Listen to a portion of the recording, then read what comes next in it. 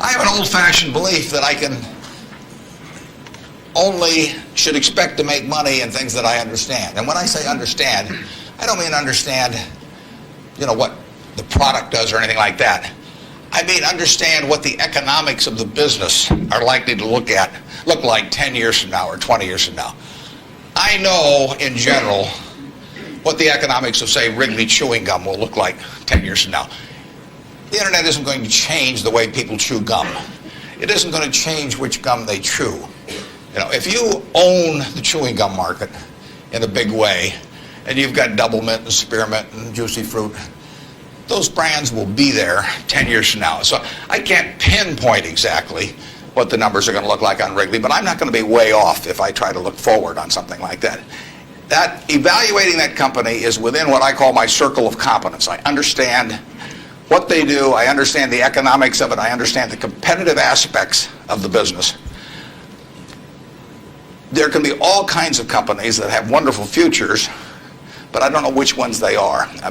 I've given talks in the past where I carry with me a 70-page, tightly printed list, and it shows 2,000 auto companies. Now, if at the start of the 20th century, you had seen what the auto was going to do to this country, the impact it would have on the lives of then your children and grandchildren and so on. It transformed the American landscape. But of those 2,000 companies, 3 basically survive. And they haven't done that well many times.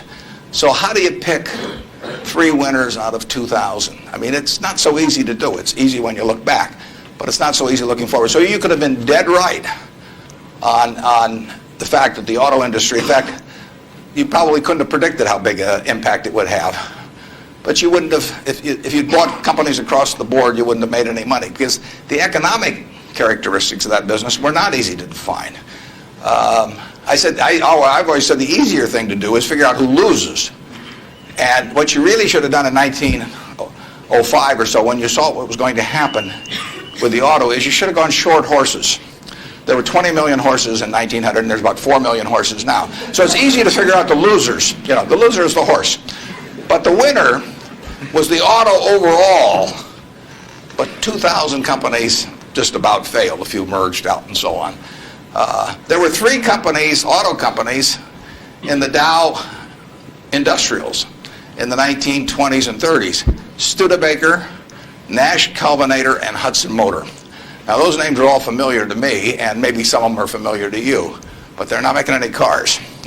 They didn't make money, and yet at one time they were in the Dow 30. They were the aristocrats of American business, and they got creamed. So figuring out the economic characteristics of the winners in a wonderful business is not easy. In North Carolina, Orville and Wilbur took off, or I guess Orville took off and Wilbur watched. I'd have been Wilbur. But if you could have seen the future of the airline business from that point forward and how that would transform things, it would have blown you away. And it's excited people, incidentally, ever since. But if there had been a capitalist at Kitty Hawk, he should have shot Orville down. I mean, because it's done nothing but cost investors money. There were over 400 airplane companies in the 1920s and 30s alone. There was in Omaha. There was in Nebraska. We were the Silicon Valley, apparently, of aircraft. And they all disappeared. It's been a terrible business.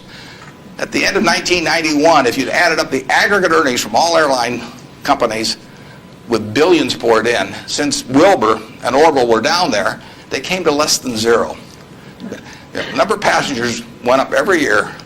The importance of the industry was dramatically increased decade by decade, and nobody made any money.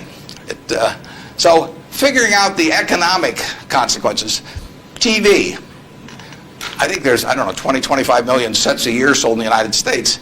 I don't think there's one of them made in the United States anymore. I mean, you'd say TV set manufacturer, what a wonderful business. I mean, everybody, nobody had a TV in 1950, or thereabouts, 45 to 50. Everybody has multiple sets now. Nobody in the United States has made any real money making the sets. They're all out of business. The Magnavoxes, the RCAs, all of those companies. Radio was the equivalent of the 20. Over 500 companies making radios in the 1920s. Again, I don't think there's a U.S. radio manufacturer at the present time. But Coca-Cola, what was it, 1884 at Jacobs Pharmacy or whatever, the fellow comes up with something. A lot of copiers over the years, but now you've got a company that is selling roughly 1.1 billion 8-ounce servings of its product, not all Coke, Sprite, and some others, daily throughout the world 117 years later. So understanding the economic characteristics of a business is different than predicting the fact that an industry is going to do wonderfully. And so when I look at the internet businesses, or I look at tech businesses, I say this is a marvelous thing, and I love to play around on the computer, and I order my books from Amazon and all kinds of things, but I don't know who's going to win. And unless I know who's going to win, I'm not interested in investing. I'll just play around on the computer. And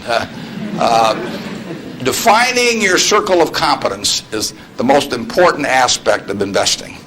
It's not how important, how large your circle is. You don't have to be an expert on everything. But knowing where the perimeter of that circle of what you know and what you don't know is, and staying inside of it, is all important. Tom Watson Sr., who started IBM, said in his book, he said, "I'm no genius," he said, "but I'm smart in spots, and I stay around those spots." And that is the key. So if I understand a few things, and I stick in that arena, I'll do okay. And if I don't understand something, but I get all excited about it because my neighbors are talking about it, and the stocks are going up and everything, I start fooling around someplace else, eventually I'll get creamed, and I should.